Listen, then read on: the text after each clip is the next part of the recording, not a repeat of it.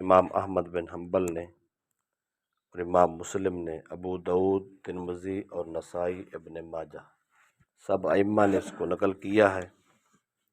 حضرت ابو ہریرہ رضی اللہ تعالیٰ عنہ راوی ہیں، فرماتے ہیں خرج رجل بعد ما اذن المؤذن فقال اما ھذا فقد عصى۔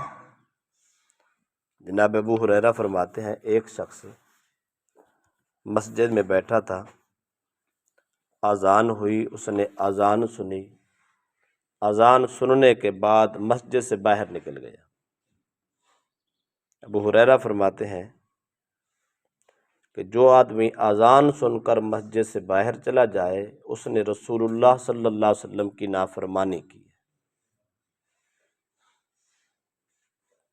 ثم قال امرنا رسول اللہ صلی اللہ علیہ وسلم قال ان کنتم فی المسجد فنودی بالصلاۃ فلا یخرج احدکم حتی یصلی۔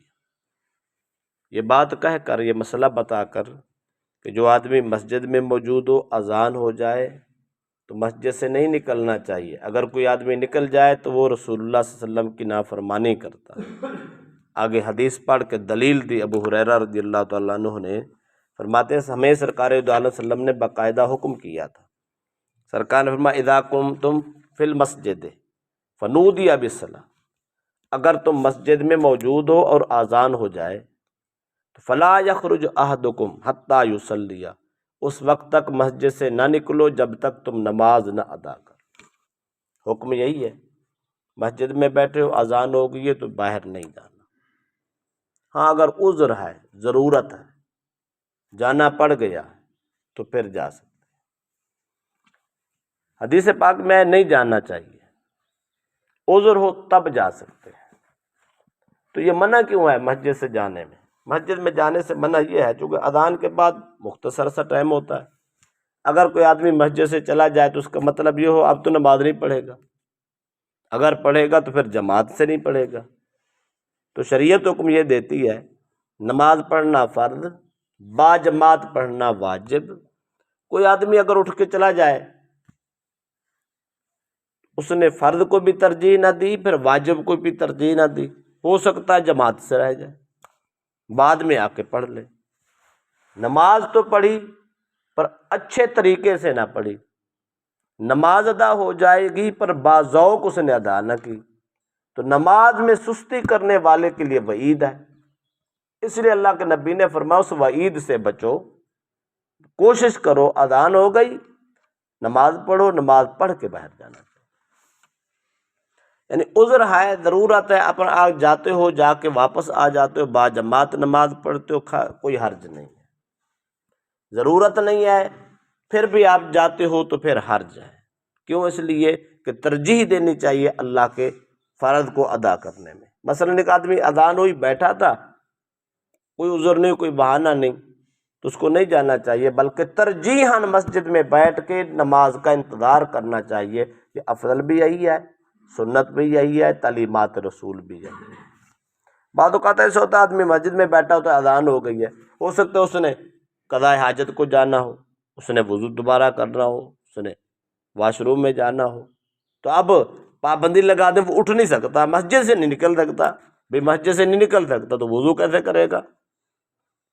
اگر اس کو شدت سے پیشاب آ رہا ہے، وہ پہلے سے ہی بیٹھا تھا، اب اگر اس کو باہر نکلنے کی بالکل اجازت نہ دیں تو اس کا مطلب شدید پیشاب کی حاجت ہو یا وضو اس کو تنگ کر رہا ہو، اس کو دوبارہ وضو کرنے کی حاجت ہو رہی ہو، اور وہ اسی مسئلے کو ذہن میں بٹھا کے بیٹھ جائے میں تو باہر نکل ہی نہیں سکتا، اب وہ وضو ہی نہیں دوبارہ کرتا، اب نماز پڑھے گا تو بڑی مشکل سے پڑھے گا۔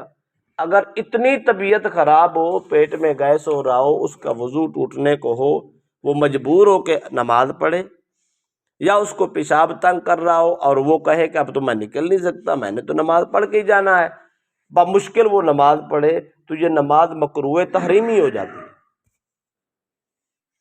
واجب الاعادہ ہو جاتی ہے، وہ یوں ہوتی ہے نہ پڑھنے کے برابر ہے۔ تو اس کا مطلب یہ ہے ضرورت مطابق نکل سکتے ہیں، ضرورت نہ ہو تو پھر نہیں نکل سکتے۔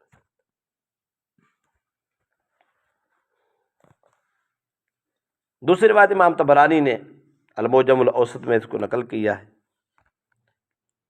صحیح سند کے ساتھ حدیث حضرت ابو ہریرہ رضی اللہ تعالیٰ عنہ کے راوی ہیں، رسول اکرم صلی اللہ علیہ وسلم نے فرمایا لا یسمع النداء فی مسجدی ھذا، نبی اکرم صلی اللہ علیہ وسلم نے فرمایا جو شخص میری اس مسجد میں اذان سنے اور بغیر کسی ضرورت کے اس سے نکل جائے، ثم یخرج منہ الا لحاجۃ، فرمایا ہاں اگر کوئی حاجت و ضرورت ہے تو پھر جا سکتا ہے ورنہ نہیں، پھر فرمایا ثم لا یرجع الیہ الا منافق، مسجد میں بیٹھا تھا، اذان ہوئی، ضرورت اور حاجت و غرض کی وجہ سے باہر گیا، واپس لوٹ کے ہی نہ آیا، اس نے باجماعت نماز ہی ادا نہ کی، تو سرکار نے فرمایا ایسا آدمی منافق ہے۔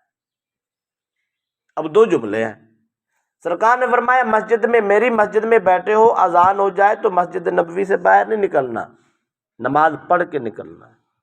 ہاں اگر تمہیں ضرورت بن گئی ہے تو ضرورت کے پیش عذر سے آپ جا سکتے ہو۔ اگلی وضاحت بھی کر دی سرکار نے فرمایا اس مسجد سے نہ نکلنے کا مطلب یہ ہے، یہ تنبیہ کیوں کی جا رہی ہے، روکا کیوں جا رہا ہے، اذان ہو گیا باہر نہیں جانا، اس لیے بعض اوقات لوگ جاتے ہیں واپس جماعت کے لیے لوٹتے ہی نہیں ہیں، تو یہ منافقت کی نشانی ہے، یہ نفاق ہے۔ ہاں اگر کوئی گیا ہے کام کر کے واپس آ گیا باجماعت نماز پڑھ لیتا ہے تو وہ نفاق سے پاک ہے، اس میں منافقت کی علامت نہیں ہے۔ اگر ایک آدمی اذان سن کے چلا گیا، اس نے ترجیح ہی نہ دی اذان جماعت کو، چلا گیا جماعت سے نماز ہی نہ پڑھی، اس کے بارے میں سرکار فرماتے ہیں یہ عملی طور پہ منافق ہے۔ لہذا منافقت ایمان کو کمزور کرتی ہے، اللہ کے نبی نے اس انداز کو پسند نہیں۔ تو مسئلہ واضح ہوا، اذان سن لے مسجد میں تو باہر نہیں جانا چاہیے، عذر ہے ضرورت ہے تو جا سکتے ہیں، وہ بھی اتنی دیر کے لیے کہ واپس باجماعت نماز پڑھنی ہے۔ اگر کوئی نہیں پڑھے گا تو پھر منافقت کے حصے میں آتا ہے، اگر پڑھ لیتا تو پھر اس پر کوئی فتویٰ نہیں ہے، کوئی منافقت کا دعویٰ بھی